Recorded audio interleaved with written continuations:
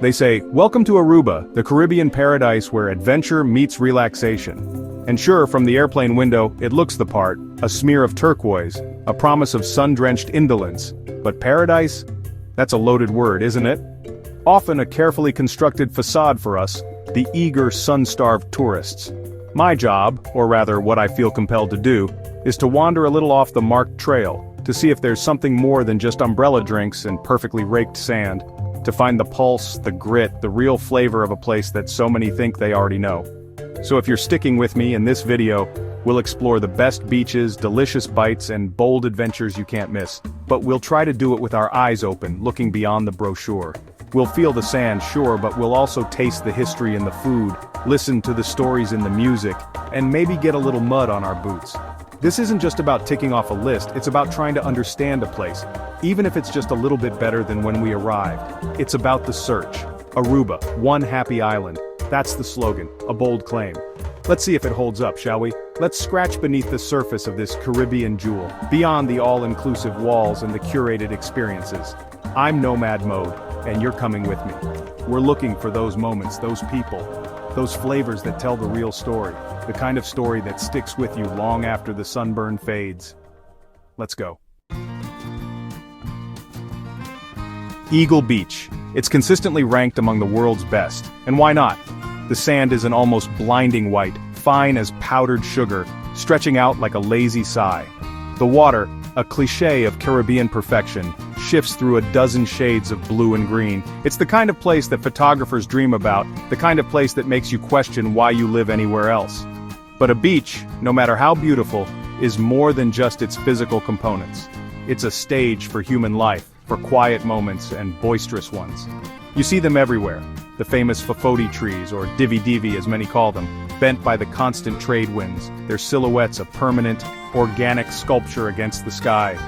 They're the island's unofficial logo, a testament to resilience, to bending but not breaking.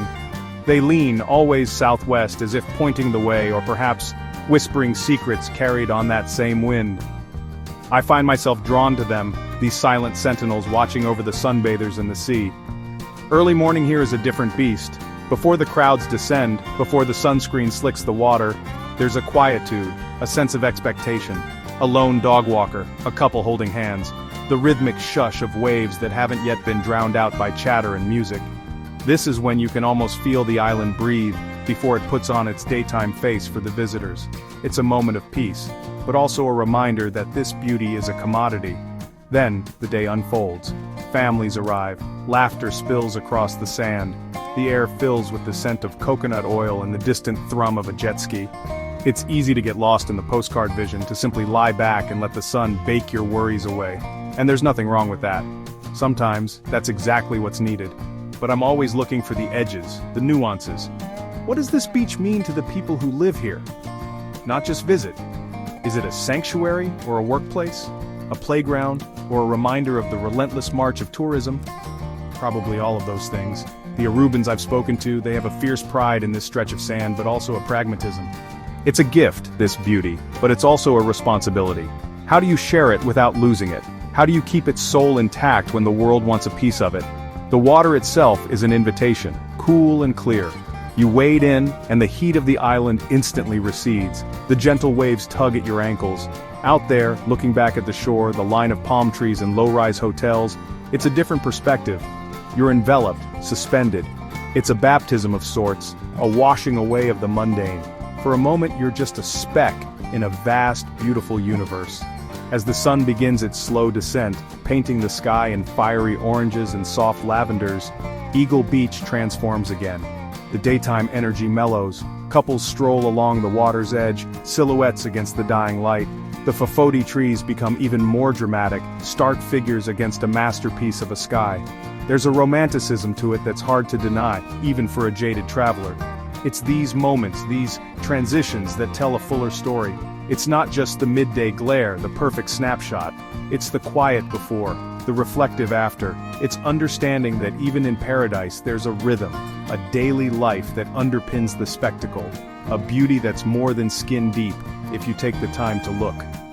I watch the last light fade, the first stars prick the darkening sky. The sand cools beneath my feet, there's a sense of gratitude, for sure, for the sheer, unadulterated beauty of it, but also a lingering question. What lies beyond this perfect shore? What other stories does this island hold? This is just the beginning. Eagle Beach isn't just a pretty face, it's an introduction. A gentle handshake before the island reveals more of its character, its complexities. It's a reminder that sometimes the most famous places still have something to say if you're willing to listen closely, to look past the obvious, and to feel the weight of all that white sand under your feet. Food. For me, it's always been the gateway. The most direct line into the heart of a place, its history, its people. And here in Aruba, if you're looking for a dish that tells a story, you look for quesilena. The name itself, papiamento for stuffed cheese, hints at its pragmatic, resourceful origins. This isn't some frou-frou, chef-driven concoction. This is soul food, Aruban style. Born from necessity, perfected by ingenuity.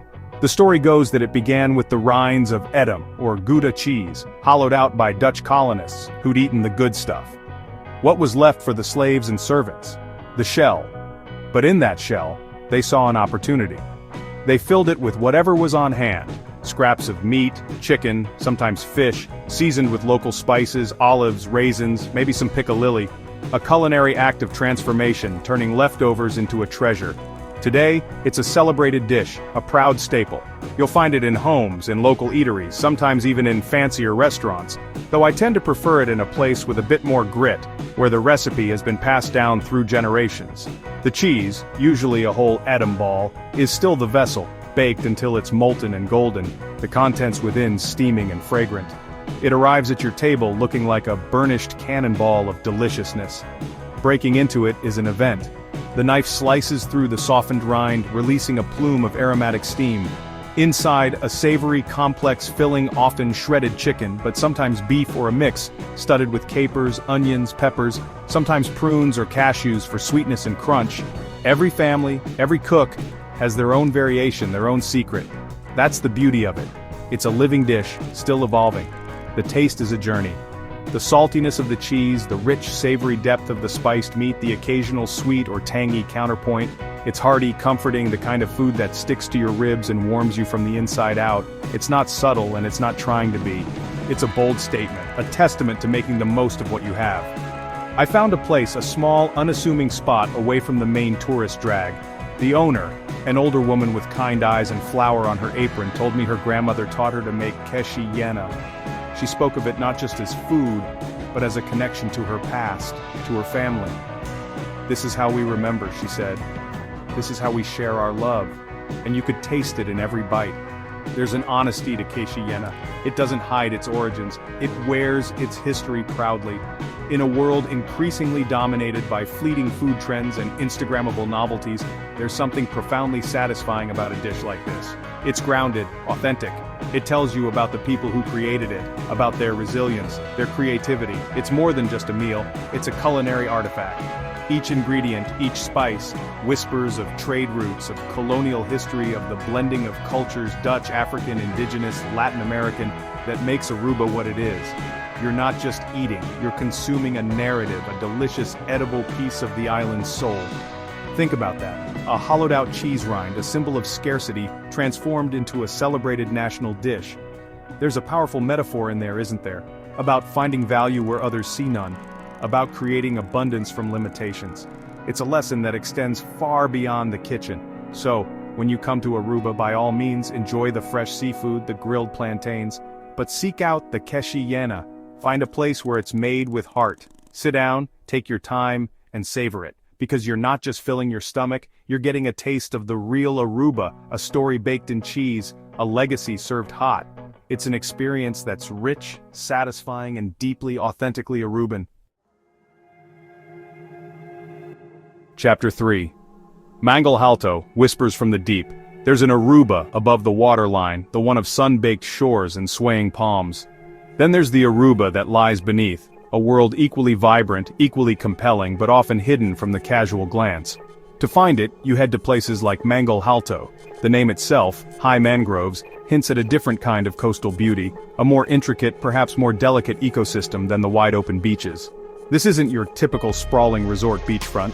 Manglehalto is a network of mangroves, their roots like gnarled fingers clutching the shoreline, creating a labyrinth of calm, shallow waters. It's a nursery for juvenile fish, a haven for birds. There are small sandy coves tucked away, perfect for a quiet entry into the sea. It feels more intimate, more secretive than the grand sweep of Eagle Beach. The real magic, though, happens when you slip on a mask and fins and dip your face below the surface. The transition is immediate, the sounds of the land, the breeze in the mangroves, distant chatter fade, replaced by the rhythmic crackle of the reef, the sound of your own breathing. It's like stepping into another dimension, silent yet teeming with life. The water here is often exceptionally clear, especially in the shallows among the mangrove roots. Sunlight dapples the sandy bottom, illuminating small schools of curious fish that flit in and out of the protective embrace of the roots. It's a gentle introduction, a chance to get comfortable before venturing further out towards the reef drop-off.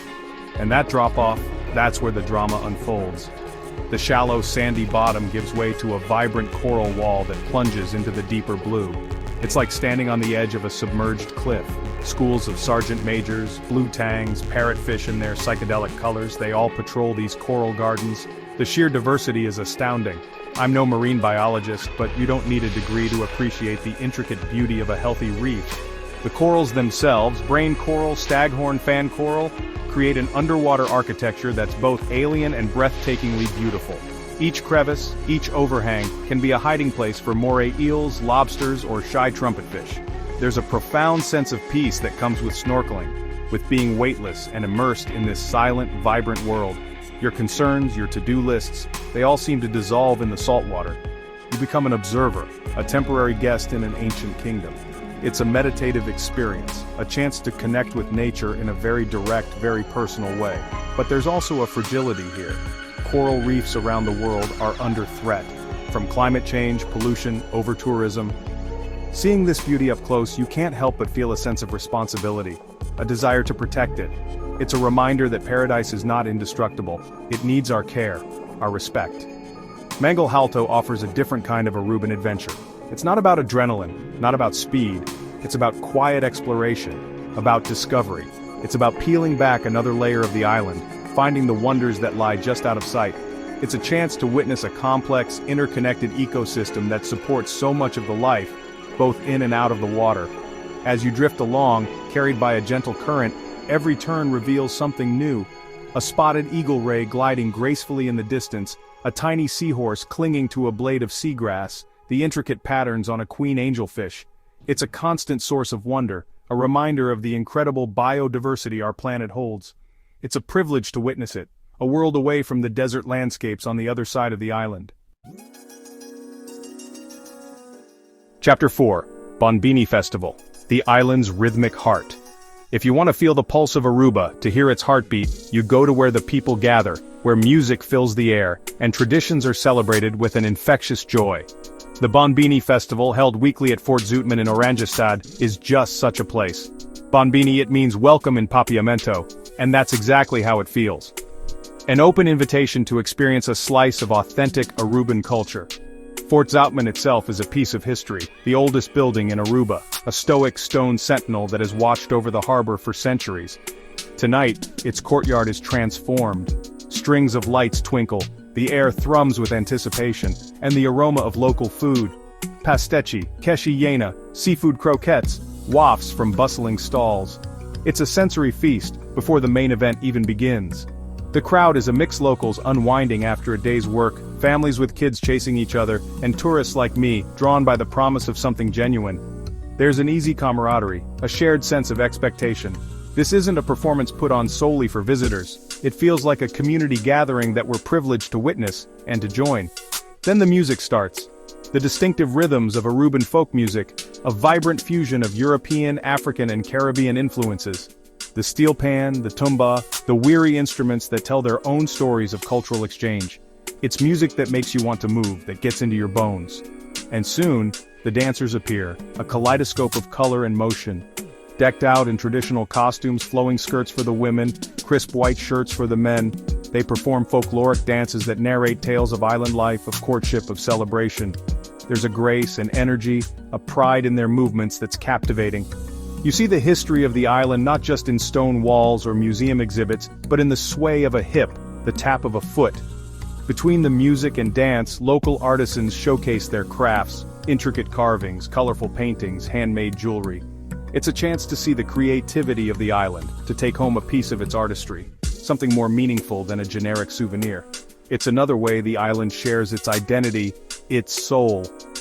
The Bonbini Festival is more than just entertainment.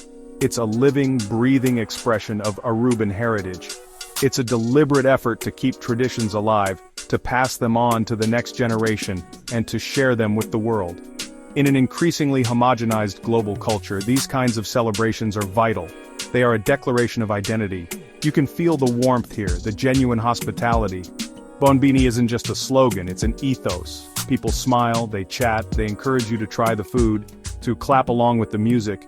It's an immersion, not just an observation. It's about participation, about feeling that connection, however fleeting. As the evening progresses, the energy builds, the music gets livelier, the dancing more exuberant. You find yourself tapping your feet, maybe even trying a few steps if you're brave enough. It's hard not to get swept up in the joyous atmosphere. This is the island letting its hair down, sharing its spirit openly and generously.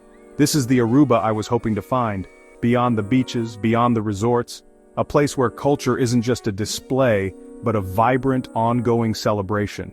The Bonbini Festival is a reminder that the heart of any destination lies in its people, their stories, their traditions.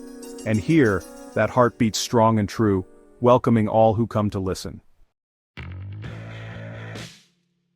Chapter 5, UTV Adrenaline, Aruba's Wild Untamed Side. Just when you think you've got Aruba figured out, the serene beaches, the laid-back charm, the rich cultural tapestry, the island throws you a curveball. It reminds you it has a wild side, a rugged, untamed heart that's a world away from the manicured lawns of the hotel zone. To experience that, you trade your flip-flops for closed-toe shoes, your beach towel for a bandana, and you climb aboard a UTV. These utility task vehicles, or side-by-sides, are beasts. Low-slung, open air with knobby tires and a growl that promises adventure. Strapping into one, you feel a surge of anticipation. This isn't going to be a gentle coastal cruise. This is about embracing the dust, the bumps, the raw, unadulterated thrill of off-road exploration. It's about seeing the Aruba that lies beyond the paved roads. And what a landscape it is. The northern and eastern coasts of Aruba are a stark contrast to the calm, leeward side. Here, the Atlantic crashes against a rugged shoreline, carving out coves and natural bridges. The interior is arid, almost desert-like, dotted with cacti, divvy trees sculpted by relentless winds and massive ancient rock formations. It's a landscape that feels primal, almost prehistoric. Following our guide, we tear off down dusty trails, the engine roaring, the wind whipping through the open cabin. The ride is exhilarating, a bone-jarring, grin-inducing roller coaster. You grip the wheel or the grab bar, navigating ruts and rocks, kicking up plumes of red dust that paint the air behind you. It's a visceral experience, a full-body engagement with the terrain. This isn't just about speed and adrenaline, though there's plenty of that. It's about access. The UTVs take you to places you simply couldn't reach in a regular car, to hidden beaches, secluded bays, and viewpoints that offer breathtaking panoramas of the wild coast. Places like the Alto Vista Chapel, a tiny bright yellow beacon of peace in the rugged landscape, or the ruins of the Bushirabana gold mill, a ghostly reminder of a forgotten chapter in Aruba's history. You see a different kind of beauty here. Not the gentle allure of Palm Beach, but something starker, more dramatic. The relentless power of the ocean, the resilience of life in a harsh environment.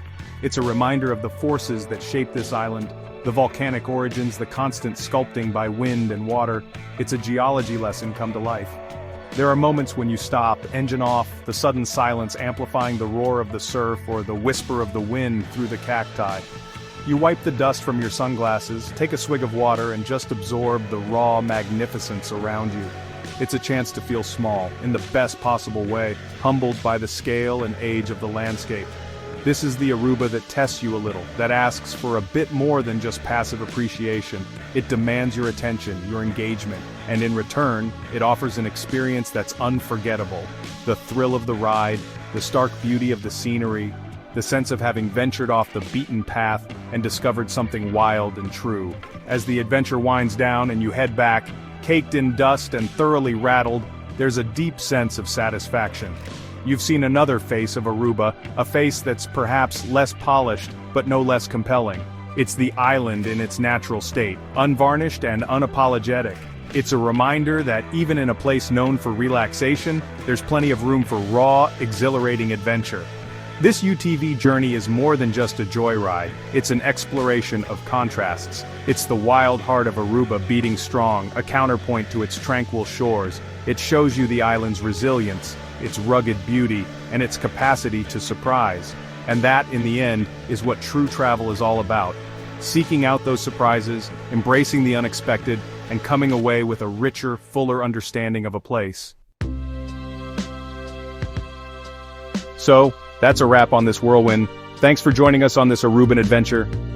We felt the talcum powder sand of Eagle Beach between our toes, savored the rich history baked into Acacia Yena, and plunged into the silent, vibrant world of Mangal Halto. We've danced to the island's rhythm at the Bonbini Festival and kicked up some serious dust exploring its wild, untamed side. It's been a journey of contrasts, of unexpected discoveries, and I hope, a glimpse beyond the glossy brochures. Aruba, one happy island, maybe.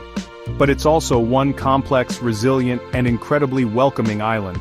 What I take away isn't just the memories of stunning landscapes or delicious food, but the warmth of the people, the richness of the culture, and the feeling that there's always more to explore, more stories to uncover. Don't forget to like, comment, and subscribe for more travel tips and guides, or just stick around if you're curious about where the road or the boat or the dusty trail might lead next.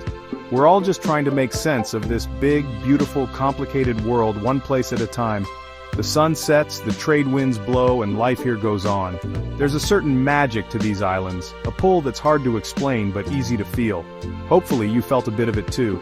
Until next time, keep your eyes open, your mind curious, and your appetite for adventure alive. See you in the next video. Who knows where that will be? That's the best part, isn't it? The not knowing. Safe travels.